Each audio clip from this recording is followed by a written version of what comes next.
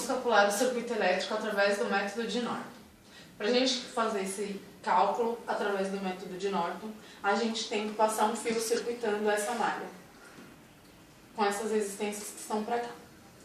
Calculando o circuito até onde houve o fio circuitado desse ponto de A a B, a corrente que nós temos dentro desse circuito, ela vai procurar o caminho mais fácil dela passar.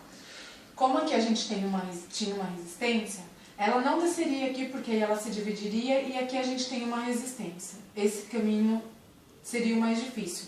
Logo ela vai passar direto nesse fio onde não existe resistência, o que anula essa fonte de resistência de 20 ohms aqui. Para a gente achar a fonte de corrente desse circuito, temos que calcular em série essas duas resistências, 10 e 30, que chegamos à resistência de 40 ohms. Nesse circuito simplificado, a gente consegue encontrar a nossa corrente, que é a tensão dividido pela resistência, que vai dar 0,875 ampere, que essa corrente é a nossa fonte de corrente nesse fio circuitado. Calculando a RN de Norton, a gente vai circuitar a fonte de tensão inicial. E aí, com isso, a gente vai fazer o cálculo da resistência em série também, desse nó até esse, por esse caminho aqui. Então, isso aqui fica sendo um cálculo de resistência em série, que também vai dar 40. Quando a gente calcular a resistência em paralelo entre 40 e 20, a gente encontra a nossa resistência de Norton, que é o resultado dessa REQ, é 13,33, que é a nossa resistência de Norton.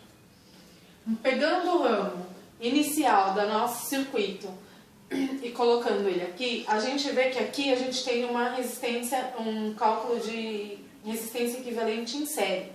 Fazendo essa soma, temos esse 95 nesse ramo. Para a gente achar a corrente que passa nessa resistência de 95 e na resistência de 13,33, a gente tem que fazer primeiro uma REQ entre os dois, achando no circuito novo a nova resistência equivalente e poder calcular a corrente que passa nele e a tensão que passa dentro desse circuito. Então, a tensão que passa dentro desse circuito com essa fonte de corrente de 8,75 dá 10,22 volts. Agora, calculando a corrente que passa na resistência de 95, temos a fonte de tensão de 10,22 dividido pela resistência de 95. Então, a corrente que passa na resistência de 95 é de 0,1 ampere. E na resistência de 13,33, também temos a mesma fonte de tensão de 10,22, que dividido pela sua resistência, que é 13,33, temos a corrente que passa aqui de 0,775 ampere. Voltando à nossa fonte de corrente para uma fonte de tensão, que era o que tínhamos no início do circuito, a gente tem que deixar essas duas resistências num circuito em série, que vai ficar aqui, ó, a resistência de 95 em série com a de 13,33, que vai estar em série com a nossa fonte de tensão aqui. Para calcular a nossa fonte de tensão, a gente usa a corrente que a gente tem no circuito, a fonte de corrente, que era de 8,75, e multiplica pela resistência, a primeira resistência que está em série com essa fonte de tensão, que é de 13,33. Obtemos a fonte de tensão, a tensão que sai dessa fonte de 11,66 volts.